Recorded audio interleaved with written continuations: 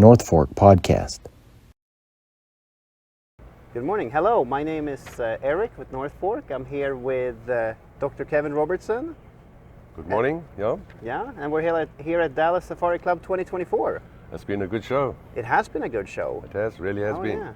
So yeah, we had a lot of interest in the bullets, and we thought we'd sit down with Kevin, because I know, Kevin, you talk a lot about North Fork, and you have talked a lot about them in the past, so I'd love to hear. I've had extensive experience with North Forks. Oh yeah. I love the product, and I'm more than willing to share my experiences with you. Okay, sure. So we have a number of questions here. So let's see. So I'm from Sweden. Right. And in Sweden, a lot of hunters don't put a lot of emphasis on bullet selection, and they're getting away with essentially using non-bonded traditional bullets for all game. Why do you think bullet design is important?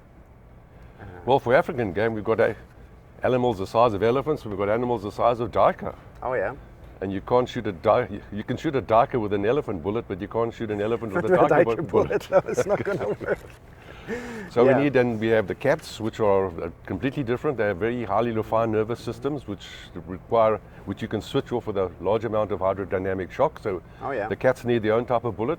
We have buffalo, which are notoriously dangerous and thick-skinned, so we need their own type of bullet for the first shot, and you need a different type of bullet for the backing shot. So these elephants are completely different animals. They're massive, they're huge. They require, you measure penetration in meters rather than inches. So when you're shooting elephant, right? We need a bullet that's going to penetrate. So every animal in Africa requires its own specific type of bullet. And that places a large demand on the hunter to know exactly what bullet he's using for his game, right? And also to put a large demand on the professional hunter as well, because he's got to know how his client's bullet's going to perform. Exactly, right? Right. And as a PH, this was something that you would hammer home with your clients, that bullets... As a learner PH, I got a very good lesson. Okay, I've had 5 friends killed by buffalo. Oh, sorry to hear that. Well, that's why they call it dangerous game hunting. Oh yeah. 2 of those friends were killed by the buffalo that they didn't know that they'd wounded. So when I started hunting dangerous game, this is now 30 years ago, in those days, the old timers said solids only for buffalo. Because there were no really good quality expanding type bullets. Back in 30, 40 years ago. The only bullet, really, the good bullet, the first really one, the first real good quality bullet was the nozzle partition. Yep, okay. Which is a good bullet for some animals, but it's not the ideal bullet for buffalo because the frontal core of a nozzle partition is not bonded. Anyway, so when I started hunting buffalo, the thing was you only use solids for buffalo. And buffalo are hunted in very thick bush. In the Zambezi Valley, we have a thing called the Jest, it's very thick bush. Buffalo, there's a buffalo bull standing exactly side on. Our friend takes a shot at it with a 375 and a full metal jacket solid. The buffalo runs off. They wait half an hour like you're supposed to do. In those days, everybody used to smoke, so you had to. That's a couple of cigarettes. You had to wait for 2 smokes. They 2 smokes. 2 smokes, which takes you 30 minutes. Okay. And then he started to follow the trail of the wounded buffalo. Yeah. And out of nowhere, he got charged by a buffalo cow. The buffalo cow hooked him, and the horn got him under his chin, and the horn came out over his eye. It killed him, and in that buffalo cow was his first bullet. So the bullet had exited the buffalo bull and wounded a cow that nobody even saw. And sometimes you can't even see this. The bush is so thick you can't see what's behind your target animal. So if a bullet exits it, there's always a chance of it wounds another. And that happened on a second occasion with another person that I knew. So that started my interest in bullets, because you say when you're hunting buffalo, and buffalo hunting is my passion, your first shot must always be with a expanding type bullet that does not exit. Right. I get you. But then the buffalo turns and runs. Invariably, it turns and runs away from you, or quartering away. Now, your backing shot, the secret with buffalo is that you just keep on shooting while you've got an opportunity. So your backing shot now is normally taken from the rear, and as the animal is quartering away. And on buffalo's left-hand side is its rumen. Yeah. A buffalo's rumen is as big as a 40-gallon oil drum. It's full of... Okay. A buffalo is basically a walking stomach. It's got this massive rumen. And they spend all day eating too, They right? eat all day. Yeah. And so if you've got a quartering away, left-hand side quartering away shot in using expanding type bullet, that bullet invariably doesn't get expanding. Yeah, it's not going to make it from the rear all the way stops through in the to the rumen, vitals. and I've Yeah, recovered okay. lots of bullets in the rumen. So, Oh, yeah. so your second shot at a buffalo needs a completely different type of bullet than Right. the first shot. Yeah. And that's where eventually we're going to talk about the cup point solids, and I believe that is the ideal bullet for that backing shot. Okay. So the buffalo, on a buffalo hunt alone, you need two different types of bullets. You need a soft point for the first shot that's not going to exit, and you're going to need a cup point for the second shot that's going to have more penetration. So already, I mean, in one animal, you need two different types of bullet. Yeah. And this is what we're telling customers as well. The first shot on buffalo should be taken with the expanding soft point, and then you do the backing shots with the... That's the ideal combination for a buffalo. Yeah. Yeah. So it's very important to know these things. As a hunter, it's all about bullet selection, as you're saying. The cup point solid will work for buffalo for the initial shot as long as you are hunting only a lone animal. I wanted to ask you about this. Could somebody go and use the cup point solid for all their shots on buffalo? On the exception that from side on, this bullet exits. Yeah, it's going to go through, yeah. It's going to exit, so if you're in a situation where you're only hunting a lone bull, and you know you're only hunting a lone bull and it's not all that thick bush, and you know that you can see what's behind the animal, and you can certainly use a cup point for the first shot. The wound channel is not quite as big, because a wound channel is when the bullet expands to that diameter. The permanent wound channel is 3 times that expanded diameter. So when a cup nose solid... So you're saying wound channel is going to be 3 times the expanded diameter. And this one is obviously expanding to a larger diameter. Okay, I'm with you. But if you take a solid, flat nose solid, there's a flat nose solid. Yeah, we have some of them here, yeah. So a flat nose solid, when that penetrates through body tissue, body tissue is basically elastic and it's 80% moisture. There's a pressure wave in front of wave in front of it, so that the bullet expands, the tissue expands, the bullet penetrates through it closes up after. So a flat point solid gives you a permanent wound channel slightly smaller than caliber in size. Slightly smaller than caliber. Yeah, okay. So if you've got it depends on the shape of the solid, because some solids give you a wound channel that's even a third, like a bullet like an old Karnock with lots of ogive. Okay, an old British kind of bullet, yeah? Those left a permanent wound channel only a third of caliber in size. Really? So you shoot a 50 cal, and the hole that's left behind is the size of a 22. Is that... Really? Is that the reason that back in the day, the African hunters would go for the very big calibers? Was that the reason they wanted to do that? Probably because so now then you had a hemispherically round nose, like the Barnes Super Solid, that leaves a permanent wound channel of half caliber in size. Okay, yeah. And a flat point, they penetrate the best because it's called what we call the vapor bubble theory. As that bullet's penetrating, it creates this pressure wave in front, which expands the tissue, so the bullet doesn't actually penetrate in a vapor, so it doesn't touch anything. Really? Oh, because the air is being trapped in front of the maplet? Is that what's happening? So then you get the temporary wound channel, then you get the permanent wound channel. So a flat point solid like this will leave a permanent wound channel slightly less than caliber in size. Okay.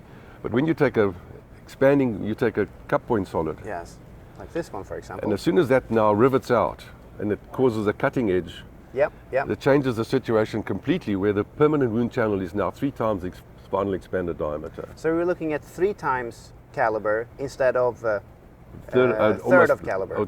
Just less than caliber. Just less than caliber. So as you know, the bigger the hole, the more air that gets let in, the more hemorrhage. Yeah, so that's why this is such an effective bullet, because it penetrates like a solid, but it creates a wound channel slightly smaller than a soft point. So it's a good compromise between the two. The only trouble with these bullets, if you're hunting with a buffalo, from side on, these bullets will exit from every time. They will go out the other side. And as we were saying earlier, then you need to be very careful and know what's behind your target. So if you don't know that, but the soft point creates a larger final diameter for the first shot.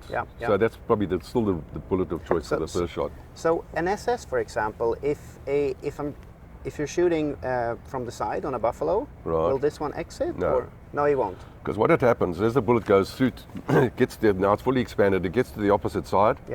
Is what we call the trampoline effect, because it's got this effect. It's this big flat thing. So the bullet, the skin stretches. And then it comes back, and this bullet then flips over like that. And when we recover these bullets, we recover them on the opposite side, always pointing backwards, butt forward first, like that. All right. Very often, I've got photographs to prove it. But so this is. They don't expand because it's very hard for that to go through the skin. But it's much easier for that to penetrate the skin from the inside. I see. So we get this bullet penetrates all the way through. the skin stretches out with the trampoline effect, and as it goes back, the bullet tips over. And how we know that? Because we get a lot of evidence of hydrodynamic shock there. We get a lot of bloodshot meat on that side, but it shows you that as it went like that, the remaining energy in the bullet is released into the skin. On the other side, On the other side, and then it knocks it over, so it comes. And that's an interesting point, because just because the bullet then is pointing the wrong way, let's say, it doesn't mean it has failed. It's done exactly what it's meant to. It's gone right through and on its way back again. Yeah, it flips If it had over. enough momentum, it would come out and go back again. Let's hope not. Then you're in trouble. No, I've never seen it, but we do find them about 5 or 6 inches from the skin, pointing backwards, but there's evidence that it's gone to the skin and it's come back again. Okay. Yeah. Oh, that's amazing. It's so interesting. And I've got photographs to show you. I can actually show you photographs of that. Okay, sure. I'd love to see that. Yeah. Okay, so yeah, when you're going for buffalo, it's all about bullet selection. And talking to you now, I understand you as a hunter, you need to understand exactly what your bullets are doing. Of course you got to do, because you don't want to go and wound another buffalo. And exactly. And also you want a bullet that's got enough penetration. Yeah. So some of the other makes of bullets, I like heavy for caliber, they also went the heavy for caliber route. And heavy for caliber means if a bullet weighs more than normal, when its final expanded diameter should be greater than the usual, which creates then the bigger wound channel. So a heavier for caliber bullet will penetrate deeper. Well, it has more momentum, but if it's done correctly, heavy for caliber bullet should expand to a larger final diameter. I see. Then if you take a 300 grain 375. Oh yeah, that's a standard. And then you take a 350 grain 375. If it's designed correctly, I believe the 350 grain should expand to a larger final diameter than the 300 grain. And I've got 430 grain 416 North Forks. Oh yeah. Out of a buffalo, and the same buffalo had a 400 grain Barnes TSX in it. And it was alive when you shot it, so... No, they were both alive. They got it was the backing shot, the BH used the backing shot, used a 400 grain Barnes X. So they were both 416 calibers. We covered 2 bullets out of the same buffalo. Oh yeah. And the one is about 20% final diameter larger than the other. So the same bullet, same caliber, same cartridge. The one bullet gives you a wound channel that's nearly 30% bigger than. That is so interesting. Than the same caliber, the slightly lighter bullet. So with this type of bullet that the SS is, because the way it expands in a controlled fashion and it holds together, what you're saying is you're gonna actually get a little bit more of expansion with higher weight, and therefore a larger wound channel as well. And the secret to quick death is a bigger wound channel. Yeah, we got to the stage now with some of these, I could just put my arm in the wound channel, grab it, and pull it out. Really? And what caliber were you shooting then? I was shooting that to 375. 375, really? Yeah. That is impressive. And that was with a SS or? It wasn't. It was a bullet called a Rhino. Rhino? I know that. It was a 380 grain Rhino, but I've also done it with a 450 grain North Fork, whatever, 416 Rigby. Okay, that's the heavy option. Yeah. I was in the cricket park and the guy shot a buffalo from behind. It was a game ranger. The buffalo had been wounded. You could see the bullet next to the anus. Yeah. I lay down and I put my arm in the wound channel like that and grabbed the bullet and pulled it out. Oh God. And I've got arms like a gorilla, so. Permanent wound channel is the absolute way to go about it. The bigger the hole, the more effective it is. And the heavier the bullet, the better it penetrates. The better, it's going to have more sort of energy inside. I mean, energy's got nothing to do with it. It's all about it's momentum. It's momentum. Okay, yeah, absolutely. Momentum and penetration go together. And you always talk about sectional density. Sectional is the key to hunting. Key, yeah. Would you say sectional density is a way of quantifying momentum? Sectional density and momentum go together because the heavier the bullet, the more the momentum. Okay. If you want to increase momentum, you increase bullet weight, you don't increase velocity. Okay, exactly. You're going down slightly in velocity with weight. But you're getting more momentum. Yeah. And that's the secret. You can't kill an elephant or you can't kill a buffalo with energy. No. Energy alone does not kill. No. Right. But Americans think energy kills. I mean, Roy Weatherby, he said, Don't tell the guys over at Weatherby that. Anyway, but it's momentum that kills, not energy. Well, somehow you can kill a white-tailed deer with energy. You can kill a leopard with energy. Yeah. That's why when we talk about cats, we'll go on to that. But yes, we'll get to that. yeah, but you can't kill you can't kill a buffalo with energy. You definitely have to use a howitzer or a 30mm cannon or something to kill it with energy. Yeah. I'm with you.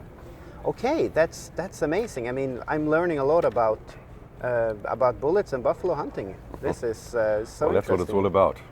Yeah, I mean, so bullet selection and especially the understanding of all these parameters that we talked about, the momentum, the sectional density, the weights, all of that. They're all interconnected. They're all interconnected, and they're all important to understand as the hunter, if you're going for a game of this nature, right? That's right. Yeah. That's correct. Yeah. Wow, that's cool. So we have, I think we have another bullet here we want to talk about as well. What can you say about this one? Yeah, this is the PP. The PP, yep. It's known as the protected point. In Africa, we have a different name for it. I know, I heard it. Let's not get into that. So I went when Northwalk was owned by Franz Java and John here in the States. I went to them and I loved their bullets, and I found that these bullets, I mean, for example, the game ranges in the Kruger National Park, we hunt a lot of animals. They say that the Northwalk soft point is the bullet that they recommend. Out of everything, they say this is the best soft point. And so I've got the guys in the Kruger Park. And that's in the guys in the Kruger. So I sit. Yeah. And what do you know? What caliber? What rifles they're shooting? They shoot 4.58s. 4.58, yeah. Or 4.58 lot, or the 450s, or the 450 Rigby. The 4.58 is the standard caliber for the Kruger National Park. And these are the guys taking people on safari in the park? No, these are game rangers. The game rangers are out. No, this is crop protection. These are the guys that have to hunt problem animals. Okay, I'm with you. So they do this all day and that's their job. That's what they do. So I went to John and I said, we need a feline specific bullet.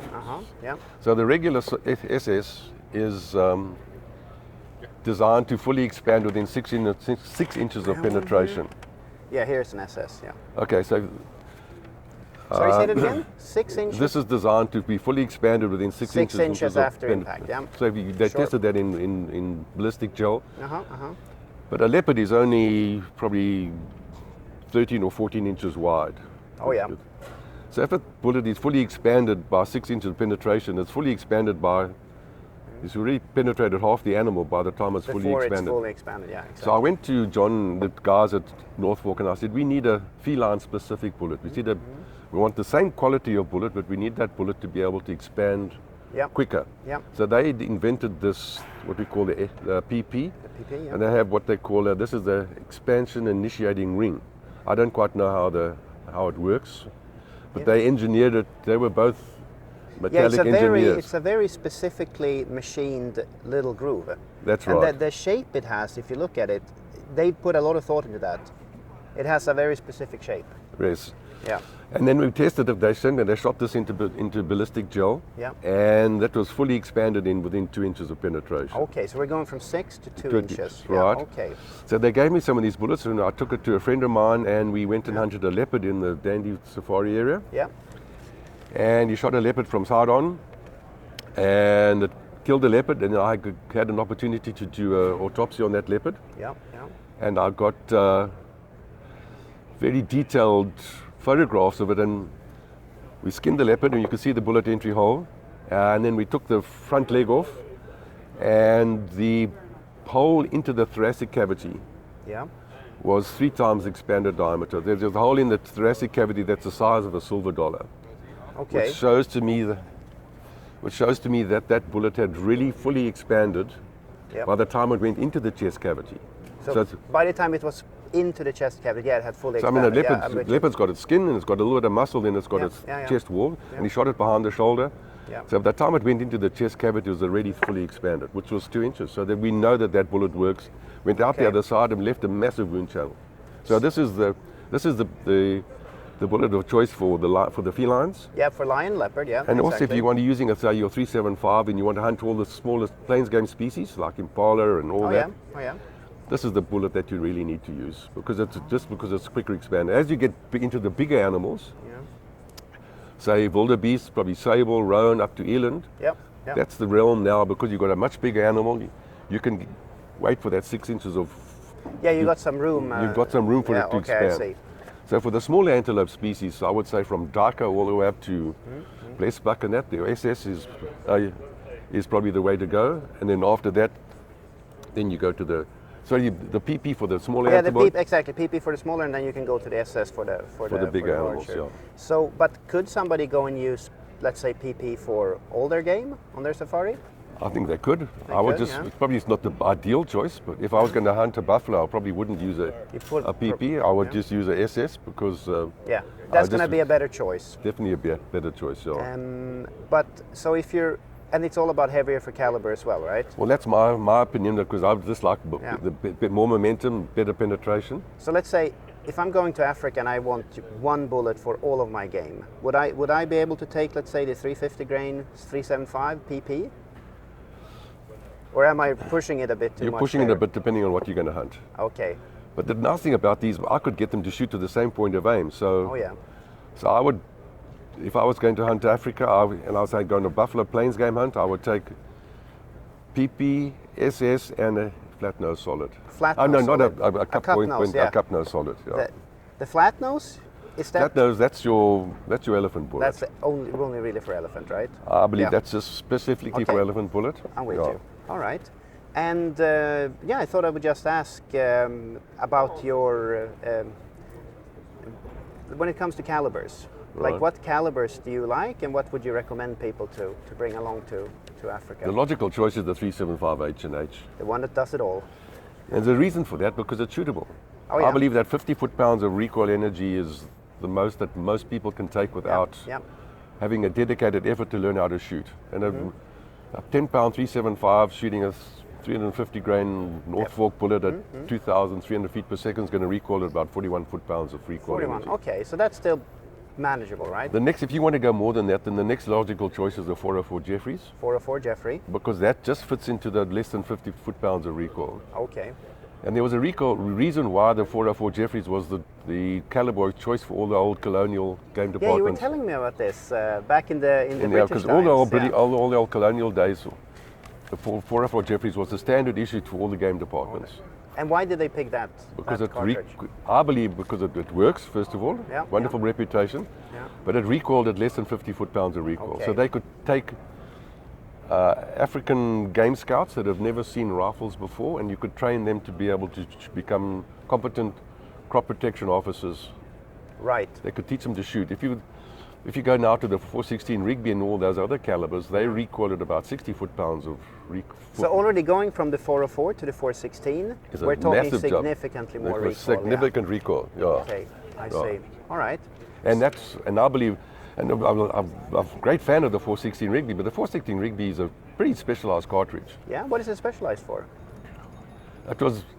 It's very good, but it's shooting a 400 grain bullet quite a lot faster than a 404 Jeffries. Yeah. And it's a large caliber cartridge, so it takes quite a lot of powder to get that 2,350 feet per second. So, and it was, they say in Africa the 404 Jeffries did all the work. Oh yeah. But the 416 Rigby got all the glory. Got all the glory. And that's thanks to old Robert Rock. He wrote about it. Oh yeah, okay. If Robert Rock had written about the 404 Jeffries, that would be the caliber everybody's using. Yeah, but the 404 did all the work. The 416 Rigby got all the glory. Yeah. Oh, that's amazing. Yeah. So so it sounds like what we're recommending here is we're saying a 350 grain in a 375 caliber. That's my choice. And 430 grain in the 423. That's the 404. And also the 430 grain in the 416 Rigby as well. Okay, so I've just had a friend went on a safari and he used a 416 Remington. Yeah. And on my recommendation, he loaded 430 grain North Forks. Okay. And his PHs, and they shot that at 2,150 feet per second. 2,150 feet, okay. And his PHs could not, he went on an extended, he shot like 3 buffalo and 2 leopards and crocodile and hippo, and the PHs... he did it all with that one. Combination, and he said the PHs could not believe how effective it was. Huh. Amazing. So that was educating them in the advantages, I believe, is heavy 4 caliber. Yeah. Well, that's, I'm learning a lot just talking to you here now, and I hope our listeners are doing so as well. Kevin, I want to thank you so much for coming on here and talking with us. Yeah, it's been a true pleasure talking with you. It's a pleasure, And I thought we'd take the opportunity to mention your book. Well, this is my book, Perfect Shot. It's been around for a while now. Yeah. This is the second version of it? This is the revised edition. Yeah. The revised edition, yeah. Available on Amazon Yeah, at the moment. Yeah. available on Amazon. So anybody really who's interested in well, hunting in general, but if you're interested in African hunting in particular, I would say this is almost a required reading. It should be compulsory reading. Compulsory, yeah. Before you book the tickets, right? The tickets should come in the book. Yeah. All right. Well, thank you very much, Kevin. It's a pleasure. It's been great fun talking to you. Oh, good. And I love your product, and as I said before, you need to be marketing your own line of ammo with your bullets. It's that good. That's my We're looking opinion. into it. Good. So I hope well, best of luck with that. Thank you. Good. All right, everybody, thank you for tuning in and listening to us talking with Kevin Robertson. We hope you enjoyed it, and thanks for listening. Cheers. If you want the best, choose Norfolk. NorfolkBullets.com